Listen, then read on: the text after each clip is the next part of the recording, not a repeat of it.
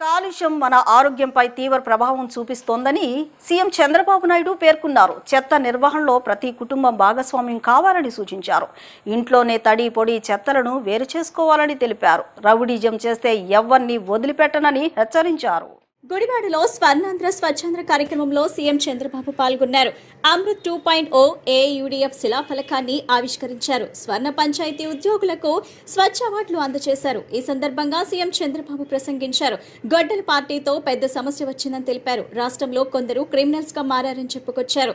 మాజీ మంత్రి కొడుకు యాక్సిడెంట్ చేస్తే ఓ వ్యక్తి చనిపోయాడని తెలిపారు. పోస్టర్లు కటౌట్లకు పొట్టేళ్లను బలిస్తున్నారని ధ్వజమెత్తారు. గత ప్రభుత్వ లక్ష్యం ప్రజలను దోపిడీ చేయడమేనని విమర్శించారు. తన జీవితంలో ఎలాంటి రాజకీయాలు చూడలేదని అన్నారు. ప్రజల జీవితాలతో ఆడుకుంటే తాము చూస్తూ ఊరుకోమని హెచ్చరించారు. కాలుష్యం మన ఆరోగ్యంపై తీవ్ర ప్రభావం చూపుతుందని సీఎం చంద్రబాబు పేర్కొన్నారు. చెత్త నిర్వహణలో ప్రతి కుటుంబ భాగస్వామ్యం కావాలని సూచించారు. ఇంట్లోనే తడి పొడి చెత్తలను వేరు చేసుకోవాలని తెలిపారు. తడి చెత్తను కంపోస్ట్ గా తయారు చేసుకోవాలని పేర్కొన్నారు. ఏపీలో అక్టోబర్ 2వ తేదీ నాటికి చెత్త లేకుండా చేస్తామని చెప్పారు. ఈ నెలలోనే తల్లికి వందనం కింద డబ్బులు వేస్తామని వెల్లడించారు. అంగన్వాడీ కార్యకర్తలు స్వచ్ఛాంధ్రప్రదేశ్ లో పనిచేసే కార్మికులకు తల్లికి వందనం అమలు చేస్తామని సీఎం చంద్రబాబు స్పష్టం చేశారు. ఈ రోజు గుడివాడకు వచ్చినప్పుడు మీ అందరి అభిమానం చూస్తే నేను అనుకున్న దానికంటే ముందే స్వచ్ఛాంధ్ర స్వర్ణాంధ్ర సాధిస్తామనే నమ్మకం నాకు కలిగింది. అందుకు మీ అందరికీ మనస్ఫూర్తిగా ధన్యవాదాలు.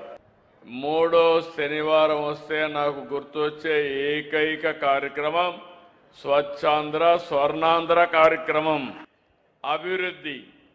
అభివృద్ధి లేకపోతే ఆదాయం రాదు, ఉపాధి ఉండదు. కాబట్టి అభివృద్ధి చేస్తే సంపద సృష్టించబడుతుంది. సంపద సృష్టిస్తే ఆదాయం పెరుగుతుంది. పెరిగిన ఆదాయం మళ్ళా సంక్షేమానికి అభివృద్ధికి బ్యాలెన్స్ చేసి సస్టైనబిలిటీ వస్తుందని చెప్పి కూడా నేను మీకు తెలియజేస్తున్నా. ఇవి జరిగితే ప్రతి ఒక్కరి జీవన ప్రమాణాలు పెరుగుతాయి. ఈ విషయం మీరు గుర్తుపెట్టుకోవాల్సిన అవసరం ఉంది.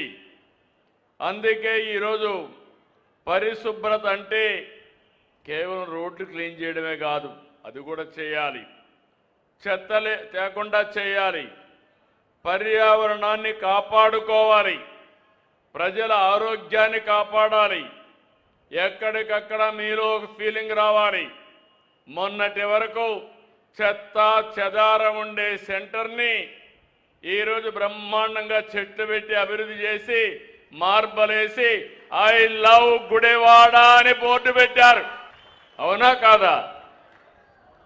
మీరందరూ కూడా గుడివాడని లవ్ చేస్తారా లేదా అని అడుగుతున్నా. అభిమానిస్తారా లేదా అని అడుగుతున్నా. ఎక్కడా రాజీ పడను. అన్ని విషయాల్లో ముందుంటాను. స్వచ్ఛమైన పాలన ఇస్తాను.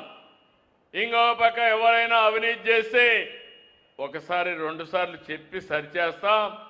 చెయ్యలేకపోతే అధికారి కానీ లేకపోతే రాజకీయ నాయకుడు కానీ ఎవరైనా శిక్ష తప్పదని మరొకసారి మీ అందరికీ విజ్ఞప్తి చేస్తున్నా. కూటమి ప్రభుత్వం అధికారంలోకి వచ్చిన తర్వాత విజయవాడ విమానాశ్రయాన్ని అత్యాధునిక మౌలిక సదుపాయాలతో అభివృద్ధి చేస్తున్నామని కేంద్ర మంత్రి రామ్మోహన్ నాయుడు తెలిపారు. విజయవాడ నుంచి దేశీయ అంతర్జాతీయ విమాన కనెక్టివిటీని మరింత విస్తరించేందుకు చర్యలు తీసుకుంటున్నామని తెలిపారు. గన్నవరం అంతర్జాతీయ విమానాశ్రయంలో అత్యాధునిక సాంకేతిక పరిజ్ఞానంతో 77 కోట్ల వ్యయంతో నిర్మించిన నూతన ఎయిర్ ట్రాఫిక్ కంట్రోల్ భవనాన్ని కేంద్ర పౌర విమానయాన శాఖ మంత్రి కింజరపు రామ్మోహన్ నాయుడు ప్రారంభించారు. కార్యక్రమంలో ఎంపీలు వల్లభనేని బాలశౌరి, కేశినేని శివనాథ్, ఎయిర్పోర్ట్ అథారిటీ అధికారులు పాల్గొన్నారు. ప్రారంభోత్సవానికి ముందు ఏటీసీ ఆవరణలో మొక్కలు నాటి పర్యావరణ పరిరక్షణకు తమ మద్దతు తెలిపారు. ఈ సందర్భంగా మాట్లాడిన కేంద్ర మంత్రి రామ్మోహన్ నాయుడు ఏటీసీ భవనం విమానాల రాకపోకలు, సిగ్నలింగ్, భద్రతా వ్యవస్థలకు అత్యంత కీలకమని చెప్పారు. దాదాపు 4 నుంచి 5 దశాబ్దాల క్రితం నిర్మించిన పాత భవనం నుంచే ఇప్పటి వరకు కార్యకలాపాలు కొనసాగాయని, ప్రస్తుతం విమానాల సంఖ్య, ప్రయాణికులకు రద్దీ గణనీయంగా పెరగడంతో ఆధునిక ఏటీసీ భవనం నిర్మించాల్సిన అవసరం ఏర్పడిందన్నారు. కూటమి ప్రభుత్వం అధికారంలోకి వచ్చిన తరువాత విజయవాడ విమానాశ్రయాన్ని అత్యాధునిక మౌలిక సదుపాయాలతో అభివృద్ధి చేయాలని నిర్ణయించిందన్నారు. కొత్త టెర్మినల్ భవనం, ఏవియేషన్ మౌలిక వసతుల విస్తరణతో పాటు రాజధాని ప్రాంత వాసులకు అనుగుణంగా విమానాశ్రయాన్ని తీర్చిదిద్దుతున్నామని తెలిపారు. ముఖ్యమంత్రి నారా చంద్రబాబు నాయుడు ప్రత్యేక చొరవతో ఈ పనులు వేగంగా సాగుతున్నాయని, రాబోయే 3 నెలల్లో కొత్త టెర్మినల్ను ప్రజలకు అందుబాటులోకి తీసుకురావాలని చర్యలు కొనసాగుతున్నాయని వెల్లడించారు. విజయవాడ నుంచి దేశీయ, అంతర్జాతీయ విమాన కనెక్టివిటీని మరింత విస్తరించేందుకు చర్యలు తీసుకుంటున్నామని మంత్రి తెలిపారు. ఇప్పటికే ఢిల్లీ, ముంబై తదితర నగరాలకు విమాన సర్వీసులు పెంచామని, వచ్చే నెల 13వ తేదీ నుంచి విజయవాడ, వారణాసి మధ్య కొత్త విమాన సర్వీస్ ప్రారంభం కానుందని ప్రకటించారు.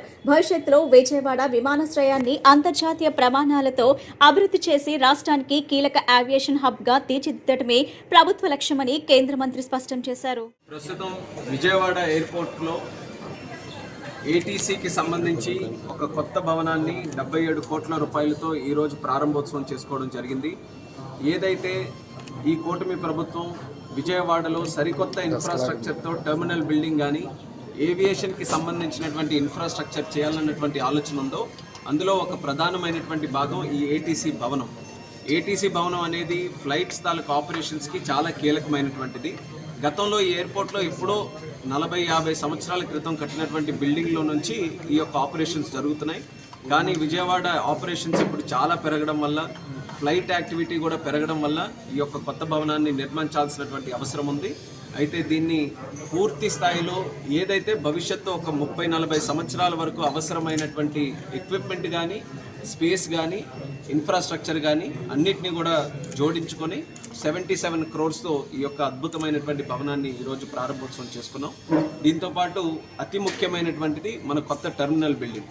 ఈ కొత్త టెర్మినల్ బిల్డింగ్ మీద ఈ కూటమి ప్రభుత్వం వచ్చినప్పటి నుంచి ఒక ప్రధానమైనటువంటి అంశంగా తీసుకొని దాన్ని శరవేగంగా కంప్లీట్ చేయాలని ఎన్నో ప్రయత్నాలు గతంలో చేశాం. అయితే దురదృష్టం ఏంటంటే అప్పుడు ఉన్నటువంటి కాంట్రాక్టర్ ఎవరైతే ఉన్నారో అతను సరిగ్గా చేయలేకపోవడం వల్ల, అతని కంపెనీకి ఉన్నటువంటి సమస్యల వల్ల మనం ఎంత పుష్ చేసినా, ఎంత ఒత్తిడి తీసుకొని వచ్చినా అనుకున్నటువంటి వేగంతో అది ముందుకు నడిపించలేకపోయాం. అయితే ఎప్పుడైతే వాళ్ళ కంపెనీ మీద ఒక సిబిఐ కేసు కూడా ఉండిందో ఇక వీళ్ళతో భవిష్యత్తులో చేయడానికి చాలా సమస్యలు వస్తాయని చెప్పి మరి అప్పుడు కాంట్రాక్టర్ని కూడా బదిలీ చేసి మళ్ళీ కొత్త కాంట్రాక్టర్తో వేగంగా పనులు చేయించి వచ్చే దసరా నాటికల్లా పూర్తి చేయాలన్నటువంటి సంకల్పంతో ఈరోజు కొత్త టెర్మినల్ బిల్డింగ్ తాలూకా రివ్యూను కూడా ఈరోజు పెట్టుకున్నాం. ఆల్రెడీ మీరు చూసుంటారు, పనులు మళ్ళీ చురుకుగా మొదలై చాలామంది లేబర్ కూడా సైట్ మీద ఉండి శరవేగంగా అవసరమైతే 24 hours కూడా పనిని జరిపించి మరి యొక్క భవనాన్ని ఒక 3 నెలల్లోనే పూర్తి చేయాలని మా తరపు నుంచి మేము పూర్తిగా ప్రయత్నం అనేది చేస్తున్నాం. చక్కటి శుభదినం. కొత్తగా ఏటీసీ సెంటర్ ప్రారంభించడానికి వచ్చిన గౌరవ మంత్రి రామ్మోహన్ నాయుడు గారికి విజయవాడ పార్లమెంట్ ఈ కృష్ణా జిల్లా, ఉమ్మడి కృష్ణా జిల్లా తరఫున ధన్యవాదాలు తెలుపుతున్నాం. ఇవాళ రామ్మోహన్ గారు ఏటీసీ సెంటర్ ప్రారంభించడమే కాకుండా హబ్ అండ్ స్పైక్ మోడల్లో విజయవాడ ఎయిర్పోర్ట్ని కూడా రేపు 25వ తారీఖు నుంచి ఇంటర్నేషనల్ కనెక్టివిటీ పెరిగే విధంగా తీసుకొచ్చి రాబోతున్నందుకు కేంద్ర ప్రభుత్వానికి, ముఖ్యంగా డబుల్ ఇంజన్ సర్కార్ అధికారంలోకి వచ్చినాక నరేంద్ర మోడీ గారు, చంద్రబాబు నాయుడు గారి ఆధ్వర్యంలో మనం చూస్తే ఇన్ఫ్రాస్ట్రక్చర్ డెవలప్మెంట్ మెయిన్గా విమానాశ్రయాల్లో బ్రహ్మాండంగా జరుగుతుంది. ఇవాళ అధికారంలోకి వచ్చిన వెంటనే ఢిల్లీ ఫ్లైటే కాకుండా కొత్తగా Hyderabad connectivity, Madras connectivity, Bengaluru connectivity పెంచడమే కాకుండా ఆ రోజు ముంబైకి 2 ఫ్లైట్లు నడిపే విధంగా తయారు చేశాం. వీటికి తోడు అతి త్వరలో వారణాసి, కలకటా ఆగస్టు 13 నుంచి ప్రారంభం కావడం చాలా ఆనందంగా ఉంది. మంత్రి గారికి ఒక్కటే కోరాం, మాకు ఈ ప్రాంతంలో దసరా చాలా ఇంపార్టెంట్. ఆ దసరా టైం కల్లా అక్టోబర్ 15కి టెర్మినల్ పూర్తి చేసి ప్రధానమంత్రి గారి చేతుల మీదుగా దీన్ని ప్రారంభించాలని మేము కోరాం. తప్పకుండా కాంట్రాక్టర్ గారికి కూడా మొన్న మీటింగ్లో కూడా అదే చెప్పాం. వీటన్నిటికీ తోడు రేపు శబరిమల వచ్చే లోపల, ఎందుకంటే భక్తులందరూ కూడా ఆంధ్ర ప్రాంతం నుంచి వెళ్తూ ఉంటారు, మంత్రి గారిని ఒకటే కోరాం, రేపు శబరిమల సీజన్ స్టార్ట్ అయ్యే లోపల కొచ్చిన్కి ఫ్లైట్ కనుక ఇవ్వగలిగితే ఇక్కడ ఎంతోమందికి ఉపశమనం కలుగుతుంది.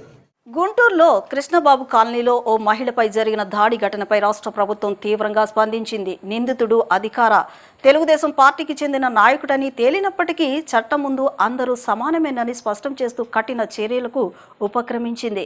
ఈ ఘటనలో ప్రమేయం ఉన్న టీడీపీ నాయకుడిని తక్షణమే పార్టీ నుంచి సస్పెండ్ చేయడంతో పాటు అతడిపై క్రిమినల్ కేసు నమోదు చేసి అరెస్ట్ చేయించారు. మహిళల భద్రత విషయంలో తమ ప్రభుత్వం ఎంత కఠినంగా వ్యవహరిస్తోందో ఈ చర్యల ద్వారా స్పష్టమైన సంకేతాలు పంపింది.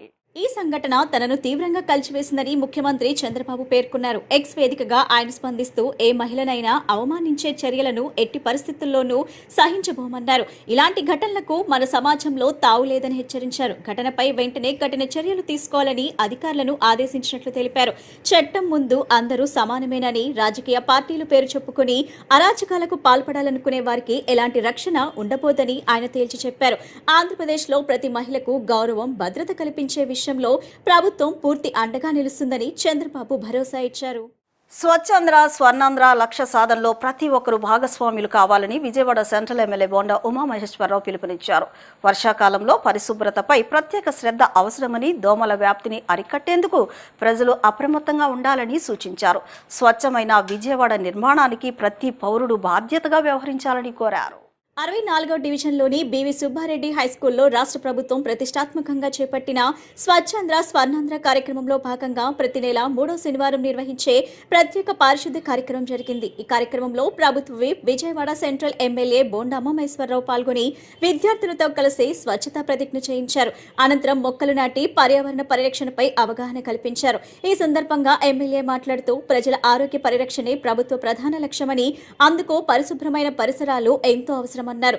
నగర పరిశుభ్రత కోసం రాష్ట్ర ప్రభుత్వం కోట్ల రూపాయలు వెచ్చిస్తుందని, విజయవాడ నగరపాలక సంస్థ ద్వారా అవసరమైన డంపర్ బిన్లు, పారిశుద్ధ వాహనాలు, సిబ్బందిని అందుబాటులో ఉంచినట్లు తెలిపారు.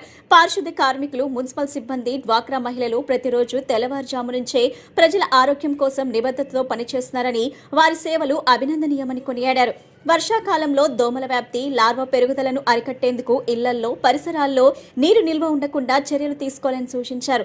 అలాగే చెత్తను ఎక్కడ పడితే అక్కడ వేయకుండా మున్సిపల్ సిబ్బందికి సహకరించాలని ప్రజలను కోరారు. స్వర్ణాంధ్ర స్వచ్ఛాంధ్ర సాసా పేరు మీద ప్రతి నెల 3వ శనివారం నాడు ప్రతిష్టాత్మకంగా రాష్ట్ర వ్యాప్తంగా ప్రతి డివిజన్లో ఈ కార్యక్రమాన్ని పెద్ద ఎత్తున అమలు చేస్తా ఉన్నాం. ప్రతి నెల ఈ కార్యక్రమంలో ఒక ఊర్లో గౌరవ ముఖ్యమంత్రి చంద్రబాబు నాయుడు గారు కూడా పాల్గొనడం జరుగుతూ ఉంది. ఇవాళ ఆయన గుడివాడలో పాల్గొంటా ఉన్నారు. ప్రభుత్వం అన్ని రకాలుగా కూడా ప్రజల ఆరోగ్యం కోసం, మనందరి నివాస ప్రాంతాలు పరిశుభ్రత కోసం కోట్ల రూపాయలు ఖర్చు పెడతా ఉంది. దీంట్లో ప్రజల సహకారం, ప్రజల భాగస్వామ్యం కూడా పూర్తిగా అవసరం. మా మున్సిపల్ కార్పొరేషన్ సిబ్బంది, ముఖ్యంగా డ్వాక్రా రోడ్లు పరిశుభ్రం చేసే కార్మికులు అహర్నిశలు పొద్దున్న 4 దగ్గర నుంచి కష్టపడి ప్రజల ఆరోగ్యం కోసం తమ విధుల్ని చిత్తశుద్ధితో పనిచేస్తా ఉన్నారు. ఇవాళ అన్ని రకాలుగా ప్రభుత్వం కార్పొరేషన్ డంపర్ బిల్లు పెట్టాం, వ్యాన్లు పెట్టాం, కలెక్షన్కి సిబ్బందిని పెట్టాం, అన్ని జాగ్రత్తలు తీసుకుంటున్నాం, అన్ని రకాల సదుపాయాలు సమకూర్చాం. కాబట్టి ప్రజలు కూడా దీంట్లో అందరూ కూడా సహకరించి మన ఆరోగ్యం మనం కాపాడుకునేటట్టు, చెత్త నిల్వలు ఉండకుండా, చెత్తని ఎక్కడ పడితే అక్కడ వేయకుండా, దోమలు పెరిగే ఇప్పుడు వచ్చేది వర్షాకాలం. ఈ వర్షాకాలం అంతా కూడా నీళ్లు నిలిచి లార్వా అభివృద్ధి చెందే టైం ఇది. కాబట్టి మనందరం కార్పొరేషన్ సిబ్బంది ఎవరైతే దోమల మందు కొడతానికి, ఈ లార్వా మందు కొడతానికి వచ్చారో దానంతా పరిసరాలంతా కొట్టించుకోవటం కానీ, అట్లాగే నీరు నిల్వ ఉండకుండా ఇంట్లో చూసుకోవటం కానీ, బయట చూసుకోవటం కానీ, ఎన్నిట్లో ప్రజల సహకారం ఎంతో అవసరం. ఇవాళ చెత్త నుంచి సంపద సృష్టిస్తుంది ఈ ప్రభుత్వం. ఇవాళ చెత్త నుంచి విద్యుత్ పవర్ ప్లాంట్లను పెట్టి ఆ పవర్ ద్వారా ఆ ఎనర్జీ సృష్టించి చెత్తనంతా కూడా సద్వినియోగం చేస్తా ఉన్నాం. కాబట్టి అందరూ కూడా ప్రజలందరూ సహకరించి ఇవాళ కార్పొరేషన్, విజయవాడ నగరపాలక కార్పొరేషన్ అంతర్జాతీయ స్థాయిలో అనేకమైనటువంటి అవార్డులు కూడా వచ్చినాయి. మరి దీనికి ప్రజల భాగస్వామ్యం, అలాగే మా కార్పొరేషన్ సిబ్బంది, కార్పొరేషన్ అధికారులు ఎంతో కృషి, కార్పొరేషన్ కమిషనర్ ఎంతో కృషి ఉంది. కాబట్టి దీని అందరికీ కూడా ప్రజలు మరొకసారి సహకరించాలని కోరుకుంటూ ఈరోజు 64వ డివిజన్లో ఈ స్కూల్లో ఈ కార్యక్రమాన్ని దిగ్విజయవంతంగా ఏర్పాటు చేయడం జరిగింది. దీనికి సహకరించిన అందరికి కూడా, ప్రతి ఒక్కళ్ళకి, అధికారులకి, మా డ్వాక్రా సిబ్బందికి, మా ఆర్పీలకి అందరూ కూడా పేరు పేరున అభినందనలు తెలియజేస్తారు. కూటమి ప్రభుత్వం రెడ్ బుక్ రాజ్యాంగం పేరుతో వైసీపీ నాయకులు, కార్యకర్తలను వేధిస్తోందని మాజీ మంత్రి వెల్లంపల్లి శ్రీనివాసరావు ఆరోపించారు. అమరావతిలో గత ప్రభుత్వ హయాంలో పేదలకు కేటాయించిన ఇళ్ల స్థలాలను ప్రస్తుత ప్రభుత్వం రద్దు చేసిందని మండిపడ్డారు. పశ్చిమ నియోజకవర్గం వైసీపీ కార్యాలయంలో జగన్ 2.0 సూపర్ యాప్ పోస్టర్ను మాజీ మంత్రి వెల్లంపల్లి శ్రీనివాస్, మాజీ మేయర్ రాయన భాగ్యలక్ష్మి పార్టీ నాయకులతో కలిసి ఆవిష్కరించారు. రాష్ట్ర వ్యాప్తంగా నియోజకవర్గ స్థాయిలో పోస్టర్ల విడుదల కార్యక్రమంలో భాగంగా ఈ కార్యక్రమం నిర్వహించారు. ఈ సందర్భంగా మాట్లాడిన మాజీ మంత్రి వెల్లంపల్లి శ్రీనివాసరావు, పార్టీ నాయకులు, కార్యకర్తలు, అభిమానుల అభిప్రాయాలు నేరుగా పార్టీ అధినేత దృష్టికి చేరేలా జగన్ 2.0 సూపర్ యాప్ను రూపొందించారని తెలిపారు. పార్టీ కార్యక్రమాలను ప్రజల్లోకి తీసుకువెళ్లటం, ప్రభుత్వ వైఫల్యాలను ఎండగట్టడం, తప్పుడు ప్రచారాన్ని తిప్పికొట్టడం ఈ యాప్ ప్రధాన ఉద్దేశమని చెప్పారు. కూటమి ప్రభుత్వం రెడ్ బుక్ రాజ్యాంగం పేరుతో వైసీపీ నాయకులు, కార్యకర్తలను వేధిస్తుందని ఆరోపించిన వెల్లంపల్లి సోషల్ మీడియాపై అనుచితంగా కొనసాగుతుందని విమర్శించారు. అందుకే ప్రతి వైసీపీ కార్యకర్త ఈ యాప్ను డౌన్లోడ్ చేసుకుని పార్టీ డిజిటల్ పోరాటంలో భాగస్వామ్యం కావాలని పిలుపునిచ్చారు. 2 ఏళ్ల పాలనలో కూటమి ప్రభుత్వం ఇచ్చిన హామీలను అమలు చేయలేదని ఆరోపించిన మాజీ మంత్రి సూపర్ 6 హామీలు అమలు కాలేదని, నిరుద్యోగ భృతి విషయంలో యువతను మోసం చేశారని విమర్శించారు. విద్యారంగంలో జగన్ ప్రభుత్వం అమలు చేసిన అమ్మఒడి, నాడు నేడు వంటి పథకాలను గుర్తు చేస్తూ ప్రస్తుతం ప్రభుత్వం విద్యారంగాన్ని నిర్లక్ష్యం చేస్తుందని ఆరోపించారు. మన వైఎస్ జగన్మోహన్ రెడ్డి గారు కార్యకర్తలు, నాయకుల యొక్క అభిప్రాయ సేకరణ కోసం కావచ్చు, వారికి మేలు చేసే విధంగా కావచ్చు, పార్టీ యొక్క కార్యకలాపాలు మన పార్టీ నాయకులకి, కార్యకర్తలకి అందరికీ తెలిసే విధంగా కావచ్చు, కార్యకర్తలు కానీ, నాయకులు కానీ, పార్టీ అభిమానులు కానీ పడుతున్న ఇబ్బందుల్ని వారి దృష్టికి తీసుకెళ్లే విధంగా కావచ్చు, జగన్ 2.0 సూపర్ యాప్ అనేది మొన్న లాంచ్ చేయడం జరిగింది. మొన్న రాష్ట్ర వ్యాప్తంగా వైఎస్ జగన్మోహన్ రెడ్డి గారు నిన్న జిల్లా కార్యాలయాల్లో, ఈరోజు నియోజకవర్గ కార్యాలయాల్లో పోస్టర్స్ని లాంచ్ చేసి ఈ కార్యక్రమానికి మన నగర మాజీ మేయర్ గారు రాయన భాగ్యలక్ష్మి గారు, ఇతర మాజీ కార్పొరేటర్లు కావచ్చు, పార్టీ నాయకులు కావచ్చు, అందరం కూడా ఈ యొక్క కార్యక్రమానికి రావడం జరిగింది. దీని ముఖ్య ఉద్దేశం ఒకటే, పార్టీ యొక్క కార్యకలాపాలు ప్రతి ఒక్క నాయకుడికి కూడా చేరే విధంగా, ఏదైతే అధికార పార్టీ చేసే తప్పుల్ని కూడా తెలియజేసే విధంగా, ఎందుకంటే వాళ్ళకున్న మీడియా ద్వారా, పచ్చ మీడియా ద్వారా తప్పుడు సమాచారాన్ని ప్రజలకు చేరవేసే విధంగా వాళ్ళు తప్పుడు సమాచారాన్ని ప్రజలకు చేరవేస్తున్నారు. వాటన్నిటిని కూడా పటాపంచలు చేసే విధంగా, ఎప్పటికప్పుడు పార్టీ యొక్క వాయిస్ను కూడా వినిపించే విధంగా ఈ యాప్ యొక్క లక్ష్యం. అదేవిధంగా జగన్ 2.0 సూపర్ యాప్లో ఏదైతే డిజిటల్ బుక్ కూడా ఇంక్లూడ్ అయ్యి ఉంటుంది, దీంట్లో పార్టీ కార్యకర్తల, నాయకుల్ని అన్యాయంగా ఇబ్బంది పెట్టినప్పటికీ కానీ, రెడ్ బుక్ రాజ్యాంగం ద్వారా పార్టీ నాయకులు కానీ, కార్యకర్తలు కానీ ఇబ్బంది పెడుతుంది కానీ, ప్రతి ఒక్కటి కూడా దీంట్లో పొందుపరుచుకునే అవకాశం ఉంటుంది. పార్టీ శ్రేణులు కానీ, కార్యకర్తలు కానీ, అలాగే ఎవరైతే సోషల్ మీడియాలో యాక్టివ్గా ఉంటున్నారో ప్రతి ఒక్కరిని ఏ రకంగా ఈరోజు కూటమి నాయకులు, కూటమి ప్రభుత్వం ఏ రకంగా హింస పెడుతుంది, ఏ రకంగా వాళ్ళ మీద కేసులు పెడుతున్నారు, ఏ రకంగా ఎవరైతే మాట్లాడుతున్నారో వాళ్ళ గొంతును నొక్కే విధంగా ఈరోజు వాళ్ళు సోషల్ మీడియా మీద చేస్తున్న దాడులు మనం చూస్తూనే ఉన్నాం. దీనికి ఒక పోలీస్ స్టాప్ పెట్టాలి. ఎవరైతే ఇబ్బంది పెడుతున్నారో, ఎవరైతే ఇబ్బంది పడుతున్నారో వాళ్ళందరూ ఖచ్చితంగా ఈ యాప్ ద్వారా వాళ్ళ భావాలని వ్యక్తపరచవచ్చు అన్న ఒక మంచి ఉద్దేశంతో జగన్మోహన్ రెడ్డి గారు ఈ యాప్ అన్నది లాంచ్ చేయడం జరిగింది. ఇది వైఎస్ఆర్సీపీ పార్టీ నాయకులకి, శ్రేణులకే కాదు, ప్రజలకు కూడా ఇది, మీరు ఏదైతే కూటమి నాయకుల ద్వారా మీరు ఇబ్బందులు పడుతున్నారో, కూటమి నాయకుల వల్ల మీరు ఏదైతే బాధించబడుతున్నారో అలాంటి ప్రతి ఒక్కరూ ఈ యాప్ ద్వారా వాళ్ళ అభిప్రాయాన్ని తెలియచేయచ్చు. ఏదైతే కూటమి నాయకులు సూపర్ 6 సూపర్ హిట్ అని చెప్పి డబ్బా కొట్టుకొని ఈరోజు ఆంధ్ర రాష్ట్రంలోన ప్రభుత్వాన్ని వాళ్ళు ఫామ్ చేయటం జరిగింది. ప్రభుత్వం వచ్చిన దగ్గర నుంచి ఇప్పటికి 2 ఏళ్ళు కంప్లీట్ అయినా కానీ సూపర్ 6 అన్నది సూపర్ ఫ్లాప్ అయింది. అలాగే ఏ ఒక్క సంక్షేమ పథకము పూర్తి స్థాయిలో ప్రజలకు అందకపోవడం కూడా ఆంధ్ర రాష్ట్ర ప్రజలు చూస్తున్నారు. ఏదైతే మీకు ఇబ్బంది జరుగుతుందో ఫెన్షన్లు, విడో ఫెన్షన్లు కానీ, లేకపోతే వికలాంగుల ఫెన్షన్లు కానీ ఈరోజు ఏ రకంగా తొక్కబడుతున్నాయి, అలాగే అమ్మఒడి ద్వారా ఎంతమంది ఉంటే అంతమందికి ఇస్తామన్నారు. స్వాతంత్ర సమరంలో పాల్గొని దేశ స్వాతంత్ర్యం కోసం పోరాడడమే కాకుండా స్వాతంత్రం అనంతరం ప్రజాసేవని తన జీవిత లక్ష్యంగా మలుచుకున్న మహనీయుడు మాజీ శాసనసభ్యుడు మరిపిళ్ల చిట్టి అని మాజీ మంత్రి వెల్లంపల్లి శ్రీనివాసరావు కొనియాడారు. పశ్చిమ నియోజకవర్గ అభివృద్ధికి ఆయన చేసిన సేవలు మరువలేనివని చెప్పారు. ఆయన స్ఫూర్తితో ప్రజాసేవకు కృషి చేస్తామని చెప్పారు. మాజీ శాసనసభ్యుడు మరిపిళ్ల చిట్టి 55వ వర్ధంతి వేడుకలను పశ్చిమ నియోజకవర్గంలో వాడవాడలా నిర్వహించారు. ఆంధ్రప్రదేశ్ నగరాల సంఘం రాష్ట్ర అధ్యక్షులు బాయన బాబూజీ ఆధ్వర్యంలో చిట్టినగర్లోని మరిపిళ్ల చిట్టి విగ్రహం వద్ద ఘనంగా నివాళులర్పించారు. ఈ కార్యక్రమానికి ముఖ్య అతిథిగా మాజీ మంత్రి వెల్లంపల్లి శ్రీనివాసరావు, మాజీ నగర మేయర్ రాయన భాగ్యలక్ష్మి పాల్గొని ఆయన విగ్రహానికి పూలమాలలు వేసి నివాళులర్పించారు.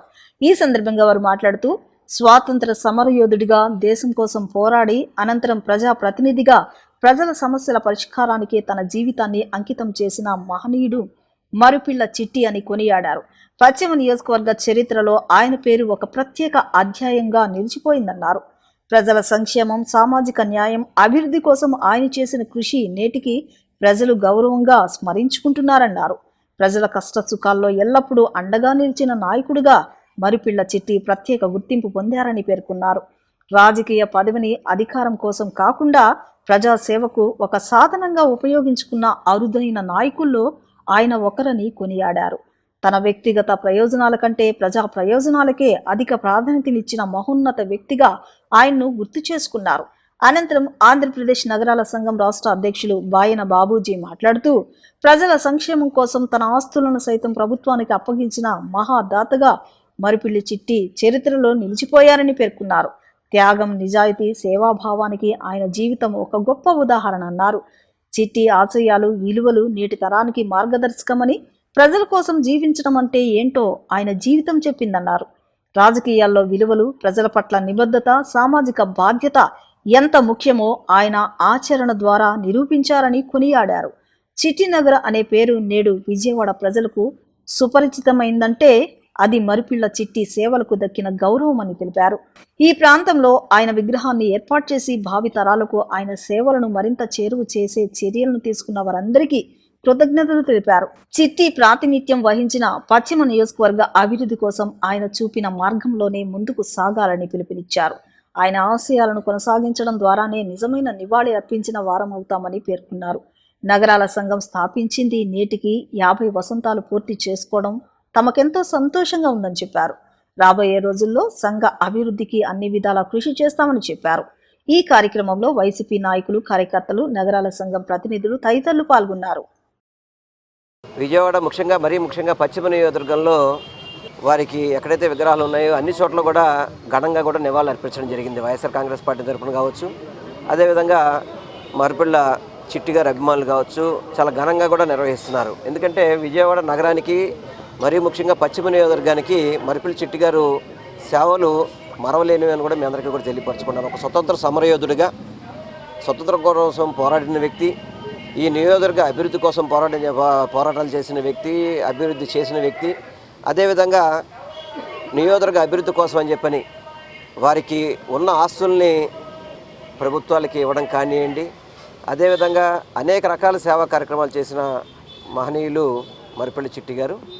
వారి అడుగుజాడల్లోనే నడవాలనే భావనతోనే మేమందరం కూడా పనిచేయడం జరుగుతుంది. నేను అదే వారు ప్రాతినిధ్యం వహించిన నియోజకవర్గానికి శాసనసభ్యుడిగా 2 సార్లు నేను ఎన్నుకోవడం కూడా చాలా సంతోషంగా, గర్వంగా కూడా ఫీల్ అవుతుంది. ఎందుకంటే మరిపిళ్ల చిట్టి గారు ఏదైతే కాన్స్టిట్యున్సీలో ఇక్కడ పరిపాలన చేశారో అదే దాంట్లో నాకు కూడా అవకాశం రావడం అనేది భగవంతుడు ఇచ్చిన ఆశీస్సులుగా భావిస్తాను.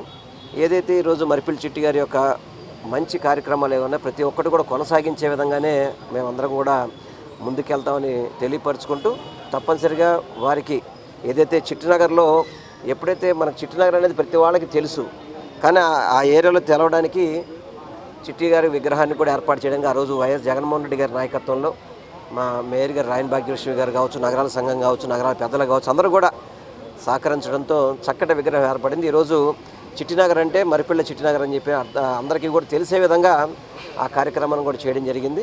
ప్రతి ఒక్కళ్ళు మరిపిళ్ల చిట్టి గారి యొక్క ఆశయాలను కొనసాగించాలని, వారి యొక్క ఆలోచన విధానం ముందుకు సాగాలని చెప్పి మనస్ఫూర్తిగా కూడా కోరుకుంటున్నాను. ఆంధ్రజ్యోతి సర్దార్ మరిపిళ్ల చిట్టి గారి 55వ వర్ధంతి సందర్భంగా ఘన నివాళులు అర్పించడానికి ఈరోజు మా మాజీ మంత్రివర్యులు వెల్లంపల్లి శ్రీనివాసరావు గారు, అలాగే మా నగరాల కుల అధ్యక్షులు మా బాయన్ బాబ్జీ గారు, అలాగే మా పైడేశ్వరరావు గారు, మా నగరాల కులంలో పెద్దలు పైడేశ్వరరావు గారు, అలాగే మా కుల పెద్దలు మా మాజీ కార్పొరేటర్ గారు చలపతిరావు గారు, అలాగే ఏదైతే నగరాల కుటుంబ సభ్యులు కానీ వైఎస్ఆర్సీపీ పార్టీ శ్రేణులు కానీ ఈరోజు ప్రతి ఒక్కరూ వచ్చి సర్దార్ మరిపిల్లి చిట్టి గారికి నివాళులు అర్పించటం జరిగింది.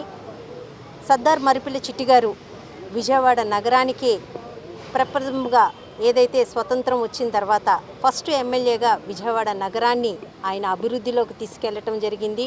ఆయన ఎన్నో ఆస్తులను, ఆయన సొంత ఆస్తులను కూడా ప్రజల కోసం, ప్రజల అభివృద్ధి కోసం, విజయవాడ నగర అభివృద్ధి కోసం ఆస్తులను కూడా దానం చేసి ఈరోజు విజయవాడలోన విజయ పాల ఫ్యాక్టరీ ఉంది అని అంటే ఆ రోజు మరిపిల్లి చిట్టి గారు 14 ఎకరాలు ఆయన సొంత స్థలాన్ని 22 ఎకరాలు ఆయన సొంత స్థలాన్ని పాల ఫ్యాక్టరీకి ఇవ్వటం జరిగింది. ఆ రోజున రైతులకి ఒక పరిశ్రమ అంటూ ఉండాలి అని ఒక మంచి ఉద్దేశంతో ఇవ్వటం జరిగింది. అలాగే మనకి బ్రహ్మరాంబాపురం ఉంది. బ్రహ్మరాంబాపురం అని అంటే మరిపిల్లి చిట్టి గారి సతీమణి గారి పేరు అది బ్రహ్మరాంబ గారు. ఆ రోజు ఏదైతే విజయవాడ నగరానికి ఒక బస్ స్టాండ్ లేదు అని చెప్పి బస్ స్టాండ్ కోసం అని కూడా ఆ రోజు అక్కడ కూడా ఆయన 20 ఎకరాలు ఎంతో దానం చేసి ఆ రోజు కూడా అక్కడ బస్ స్టాండ్ అన్నది ఏర్పాటు చేయటం జరిగింది. విజయవాడలోన ఆయన ఎమ్మెల్యేగా చేయటమే కాకుండా ఆయన సొంత ఆస్తుల్ని దానం చేసి విజయవాడ నగర అభివృద్ధి కోసం ఎంతో పాటుపడిన వ్యక్తి మా మరిపిల్లి చిట్టి గారు. అలాంటి ఒక మహనీయుల్ని ఈరోజు మేము స్మరించుకోవడం కానీ ఆయన పుట్టిన కులంలో మేము పుట్టడం అన్నది మేము గర్వంగా భావిస్తూ ఈరోజు ఆయన జన్మదినాన్ని కానీ లేకపోతే ఆయన వర్ధంతిని కానీ మేము ఘనంగా ఈరోజు మేము నిర్వహించుకుంటున్నామంటే అలాంటి మహనీయుల అడుగుజాడల్లో నడవాలి, అలాంటి మహనీయుల్ని స్మరించుకోవాలి, రేపటి తరానికి అలాంటి మహనీయుల గురించి తెలియాలి అన్న ఒక మంచి ఉద్దేశంతో ఈ కార్యక్రమాలు ప్రతి ఏటా మేము నిర్వహించడం జరుగుతుంది. ఈ కార్యక్రమానికి విచ్చేసిన మా కుల నాయకులు కానీ, మా కుల పెద్దలు కానీ, అలాగే మా కులస్తులు కానీ, అలాగే వైఎస్ఆర్సీపీ పార్టీ శ్రేణులు కానీ అందరికీ ధన్యవాదాలు తెలియజేస్తున్నాం. మహనీయులు మరిపిల్లి చిట్టి గారిది, సర్దార్ మరిపిల్లి చిట్టి గారిది. ఆయన 1971లో మరణించడం జరిగింది. ఆయన మరణించిన తర్వాత అప్పటి నుంచి కంటిన్యూషన్గా ఈ రోజు వరకు కూడా వర్ధంతులు, జయంతులు చాలా ఉత్సాహంగా జరుపుకుంటున్నారు. అలాగే వారు చేసిన సేవలు రేపు రాబోయే నాయకులు, ప్రజలు అందరూ కూడా గుర్తుంచుకొని ఆయన బాటలో అందరూ కూడా ప్రయాణం చేయాలని నేను కోరుకుంటున్నాను. అలాగే బస్టాండ్ దగ్గర బెవరాంబాపురం అని ఉంది. అది మరిపిల్లి చిట్టి గారు సతీమణి. ఆమె అమ్మవారి గుడి చైర్మన్ కూడా చేశారు. ఆమె వారు అక్కడ మరిపిల్ల బెవరాంబ గారు